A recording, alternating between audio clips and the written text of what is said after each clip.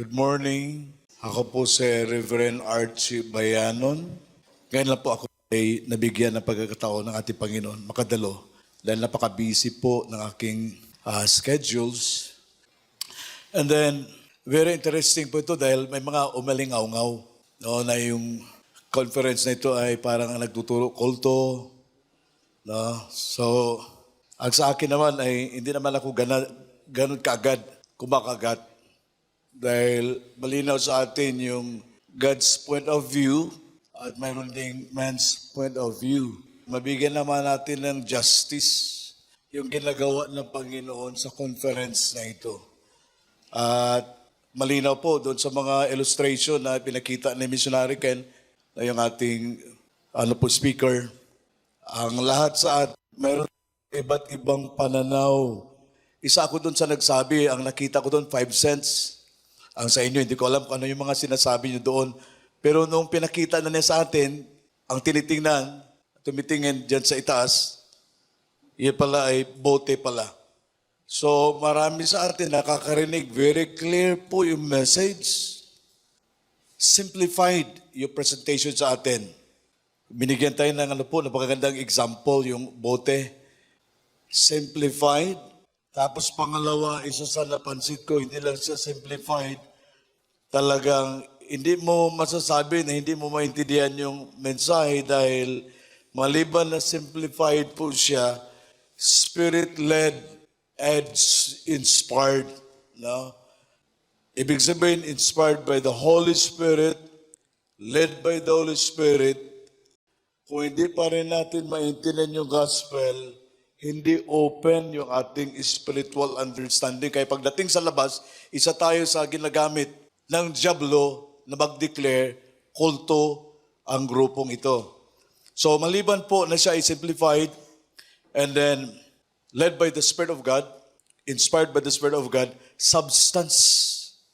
Hindi tayo nakakarinig ng ganong pagtuturo dahil tayo mga pastors ay very dynamic. Pero yung Koreano, napakasimple lang magsalita, pero malaman. Yan yung napansin ko po. And then, satisfied. Tapos sa Genesis hanggang Revelation, makikita natin yung sinasabi ng Panginoon, I am the Alpha and the Omega. At tayo po ay magugulat dahil doon pa lang sa 6 days, bawat pangyayari, mauulit-uli. 6 days, pinapapakita na ng Panginoon yung pagiging alpha niya. Tapos, naulit-uli yung mga pangyayari, tulad na lang doon sa division. Dineclare na po yung lights, tapos mayroong darkness, dinivide. Pagdating doon sa pinakahuli, new earth, new heaven, mayroong darkness.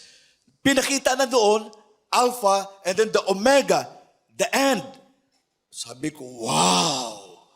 What a revelation. At napakarami pa yung mga division. Doon pa lang sa presentation na yan.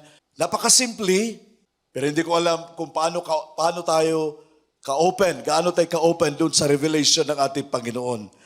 At mayroon siyang nababanggit, di ko makakalimutan yan. Malinis na puso. Kagad tayo nangangarap ng heavens.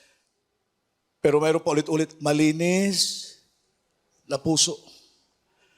Tapos mayroon pang napakabigat. Gusto natin ng langit. Saan? Nakita natin yung timeline at yung kabuuhan na plano. Imagine yung 10 judgment. Sharo, hindi kayo kakabahan doon. Doon pa lang sa Exodus, pinakita na po yung 10 plagues. Na ulit-uli yung 10 judgment, yung complete wrath of God sa kasalanan sa mundong ito. Pinaramdam niya sa Egypt. Para sa atin makita na ang Panginoon ay the God of justice and also the God of love. Dahil yung bansang Israel, hindi sila nakaramdam ng judgment ng ating Panginoon na pangungusap ni Lord sa atin, umiikot uli sa blood. The blood. the blood. Walang ibang nagbayad sa atin mula kay Adan, kay Abel, at pinakita doon kay Isaac, the blood ang nag-redeem sa atin. Wala na pong ibang paraan. Pinakita yan ni Paul doon sa nangyari sa Israel. Yung ginagawa nilang blood na inaalay para sila mapatawad, nagko-cover lang po yan. Yung pinaka-real one, final, na mag-redeem sa atin, ay hindi po yung blood ng animals, kundi the blood of Jesus. Ginawa lang ng Panginoon na initial, na nasa isip ni God, ang gagawa talaga ng final dyan, yung kanyang anak. So, yung ganyang ginawa doon kay Adan, parang pinakita na yung token, assurance na ang inyong kasalanan, mayroong magbabayad. So, ang nag-redeem talaga sa atin, hindi religion natin, hindi po good works, hindi church. Tulad sa naririnig natin dito, ang nag-redeem sa atin, walang iba, the blood. Ang kordero ng Diyos, ng kasalanan natin ay nandun sa Kanya, Kanyang kinuha at Kanyang binayaran sa ibabaw ng krus. Now, doon po sa sinasabi, bakit hindi na kailangan humingi ng forgiveness? Mukhang nagkamali po ang marami sa atin. Ano pong hindi hihingi po ng forgiveness? Pinakita po yung pattern sa earth. Mayroong high priest siya po. Hindi po ikaw humihingi ng forgiveness. Ang atin pong representative or high priest, ang sayo lang dito sa lupa, God's way, is to confess para yung kanyang sinasabi, Ama, kaso lang hindi po ikaw ang hihingi.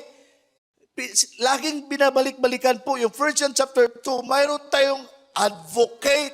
Siya po ang magpe-present. Ang sayo is, Ama, nagkasala ko.